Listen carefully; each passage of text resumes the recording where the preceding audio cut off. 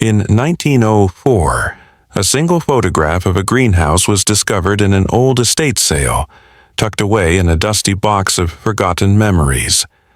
What researchers found reflected in that glass would challenge everything we thought we knew about photography and the past itself. Sarah Chen had been working as a digital archivist at the National Historical Society for 12 years when the mysterious photograph landed on her desk. The black and white image showed a Victorian-era greenhouse, its ornate iron framework supporting hundreds of glass panels that caught the afternoon light. At first glance, it appeared to be nothing more than a beautiful example of early 20th century garden photography. The accompanying documentation indicated it had been taken in October 1904 at the Blackwood Estate in rural Pennsylvania, but beyond that, little was known about its origins or photographer. Sarah's job was to digitally enhance historical photographs for the Society's online archive, a process that often revealed hidden details invisible to the naked eye. She had processed thousands of similar images, uncovering everything from faded signatures to previously unknown architectural features. This particular photograph seemed routine enough as she loaded it into her computer and began the standard enhancement process. The first pass revealed the expected details. The greenhouse's structural elements became clearer, showing intricate metalwork and what appeared to be exotic plants growing inside. She could make out pathways winding between raised beds and hanging baskets suspended from the ceiling. Everything appeared normal for a wealthy estate's conservatory from that era.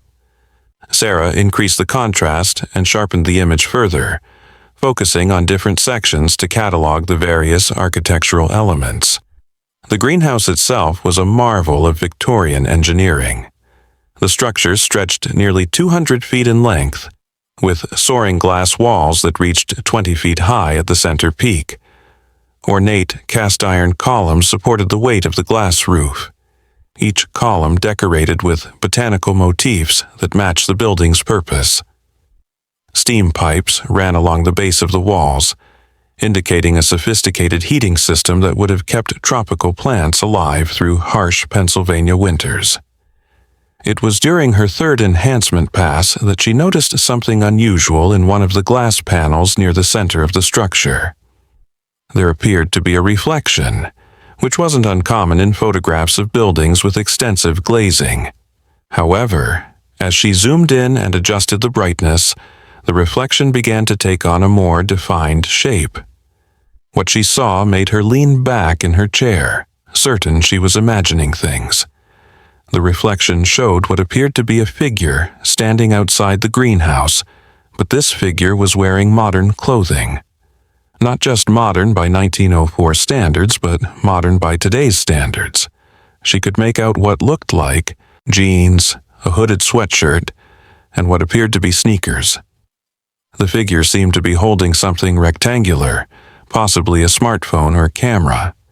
Sarah rubbed her eyes and looked again, adjusting her monitor's settings to ensure she wasn't seeing artifacts from the digital enhancement process. The image remained unchanged. She pulled up the original scan to compare it with her enhanced version, and while the figure was barely visible in the original, it was definitely there. This wasn't a digital manipulation or processing error. Her first instinct was to assume the photograph had been doctored at some point, perhaps as a prank or art project. However, the metadata from the scanning process indicated the photograph was authentic gelatin, silver print paper consistent with early 1900s photography. The chemical composition, paper thickness, and aging patterns all matched what she would expect from a genuine 1904 photograph. The photographic paper showed signs of proper aging, including the characteristic yellowing around the edges and slight brittleness that developed over decades of storage. Under magnification, the grain structure was consistent with period cameras and film processing techniques. Even more convincing, the photograph bore the embossed stamp of Hartwell Photography Studio, a legitimate business that had operated in Pennsylvania from 1898 to 1912. Intrigued and increasingly unsettled, Sarah began researching the Blackwood Estate. The property had belonged to industrialist Marcus Blackwood, who had made his fortune in steel manufacturing during the late 1800s. The estate featured elaborate gardens, including the greenhouse captured in the photograph. According to historical records, Blackwood was known for his interest in botany and had imported rare plants from around the world for his collection. Marcus Blackwood had been born into modest circumstances in 1852, but demonstrated an early aptitude for business and engineering. By age 30, he owned 3 steel foundries and had contracts with major railroad companies across the Northeast.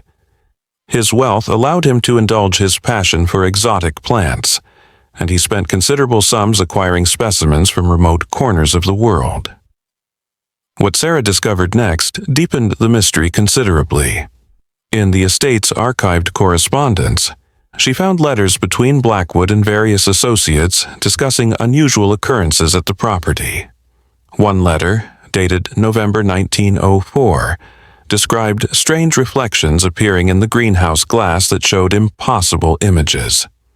Another mentioned visitors seeing people who shouldn't exist within the reflections, dressed in unfamiliar clothing. The most disturbing letter came from Blackwood's personal physician, Dr. Edmund Hayes, dated December 1904. In it, Hayes described treating several staff members who had become increasingly agitated after working near the greenhouse. They reported seeing figures in the glass that moved independently, sometimes appearing to watch them or even interact with their environment, despite clearly being reflections. Dr. Hayes had been a respected physician in the community, known for his rational approach to medicine and skepticism toward supernatural claims. His letter revealed genuine concern about the mental state of the estate workers, but also admitted he had personally witnessed some of the phenomena they described. He wrote about seeing his own reflection behaving differently than his actual movements, creating an unsettling sense of disconnection from reality.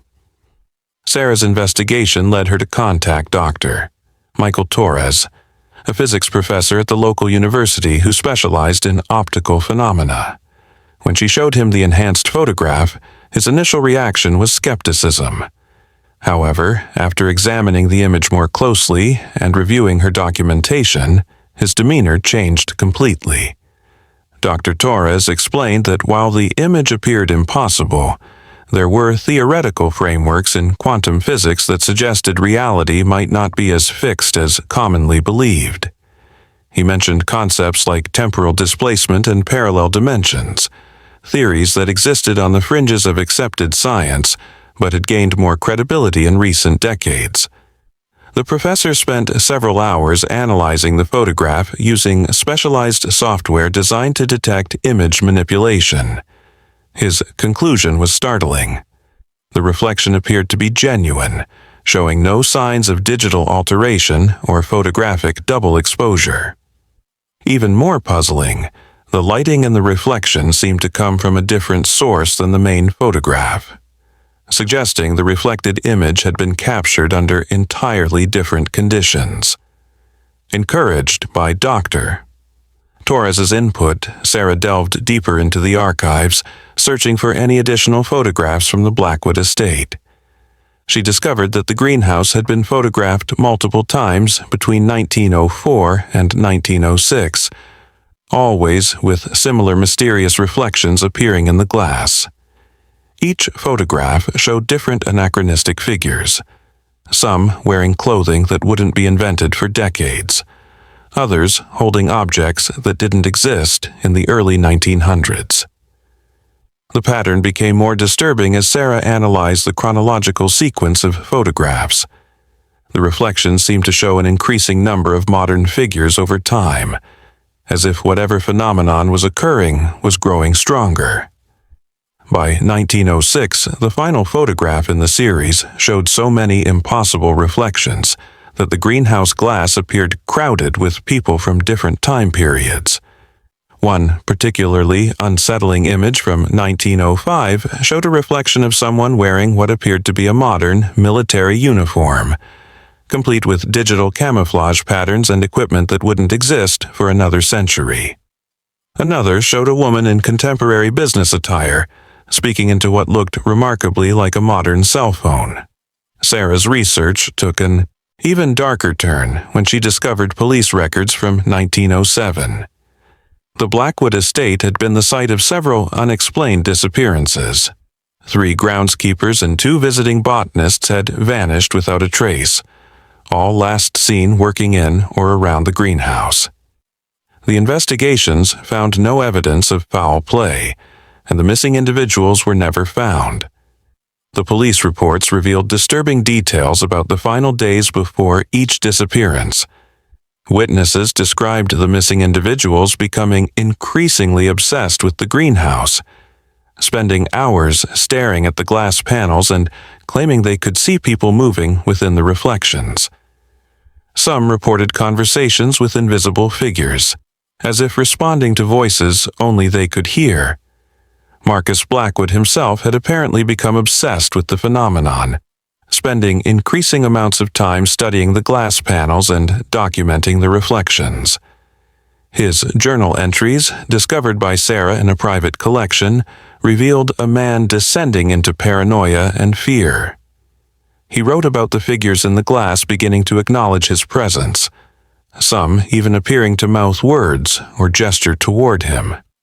Blackwood's journal described experiments he conducted, trying to communicate with the figures in the reflections. He would hold up written messages and claimed that some of the reflected figures would respond with their own written replies. The content of these supposed communications became increasingly disturbing, with warnings about crossing temporal boundaries and dire consequences for those who interfered with natural order. The final journal entry, dated March 1907, was barely legible and described Blackwood's growing conviction that the greenhouse was somehow connected to other times and places. He believed the reflections weren't just images, but actual windows into different temporal periods. More terrifyingly, he suspected that people from those other times could see him as clearly as he could see them. Shortly after this final entry, Marcus Blackwood disappeared. His body was never found, and the greenhouse was sealed by his remaining family members. The structure stood empty for several years before being demolished in 1912. The official reason given was structural damage, but Sarah found correspondence suggesting the family had specifically requested the glass be destroyed completely, with no pieces salvaged or reused. The demolition had been carried out with unusual thoroughness. Rather than simply tearing down the structure, workers had systematically shattered every piece of glass and buried the fragments in multiple locations across the property. The iron framework had been melted down immediately, as if the family wanted to ensure no trace of the greenhouse could ever be reconstructed. As Sarah compiled her research, she made one final, chilling discovery. While examining the enhanced photograph under maximum magnification, she noticed that the modern figure in the reflection appeared to be looking directly at the camera. More disturbing still, when she compared this figure to her own reflection in her computer monitor, she realized they bore an unmistakable resemblance to each other. The implications hit her like a physical blow. Somehow, the 1904 photograph had captured her image decades before she was even born. The figure in the glass wasn't just wearing modern clothing. It was her, standing in what appeared to be the same room where she was currently working, holding what looked exactly like the tablet computer she used for her archival work. Sarah's hand shook as she printed the enhanced photograph and held it up to compare with her surroundings. The reflection showed not just her figure, but also elements of her modern office that hadn't existed in 1904.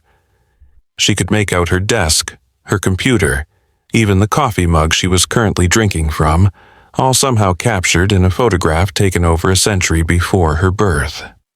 The realization that she was somehow connected to this historical mystery filled Sarah with a profound sense of dread. She began to understand that the Blackwood greenhouse hadn't just been reflecting images from different time periods. It had been creating some kind of temporal connection that allowed past and future to intersect in impossible ways. Further analysis revealed that other figures in the various photographs weren't random people from different time periods, but specific individuals who had later become involved in researching the mystery itself. Each person who studied the photographs eventually appeared in them, creating a paradoxical loop that challenged the very nature of cause and effect. Dr. Torres confirmed this pattern when Sarah showed him enhanced versions of all the photographs. Several figures could be identified as historians, researchers, and archivists who had studied the Blackwood case over the decades. Each had appeared in the reflections before beginning their investigations, suggesting their involvement had been predetermined by forces beyond normal understanding. The greenhouse glass had apparently functioned as more than just a reflective surface. According to Dr. Torres's analysis, it had somehow become a focal point for temporal anomalies, possibly due to unusual mineral content in the glass or electromagnetic properties of the greenhouse's iron framework. The exact mechanism remained unclear, but the effect was undeniable. Sarah realized she was now part of the same pattern that had ensnared Marcus Blackwood and countless others. Her investigation into the photograph had somehow made her visible to observers from the past, just as past figures had become visible to her. She was trapped in a temporal paradox where her future actions had already been recorded in a photograph from 1904. The most terrifying aspect of this discovery was the implication that time might not flow in the linear fashion everyone assumed. If her image could appear in a 1904 photograph, it suggested that all moments in time existed simultaneously, observable from certain vantage points. The greenhouse glass had somehow provided one such vantage point, allowing glimpses across temporal boundaries that should have been impossible to cross. Sarah understood now why Marcus Blackwood had disappeared and why the greenhouse had been so hastily destroyed. The phenomenon wasn't just a curiosity or scientific anomaly. It was actively dangerous to those who became too deeply involved. The temporal connections it created seemed to pull people out of their proper place in time, trapping them somewhere between past and future. The investigation had revealed a truth far more disturbing than any historical mystery. The 1904 photograph proved that our understanding of time and reality was fundamentally flawed. The shocking discovery in the glass wasn't just an impossible reflection. It was evidence that the past, present, and future were interconnected in ways that defied comprehension, and that some boundaries were never meant to be crossed. This incredible discovery challenges everything we think we know about photography and time itself. If you found this story as mind-bending as I did, make sure to hit that like button and subscribe for more incredible historical mysteries. What do you think really happened at the Blackwood Estate? Share your theories in the comments below, and don't forget to ring that notification bell so you never miss our latest investigations into the impossible and unexplained.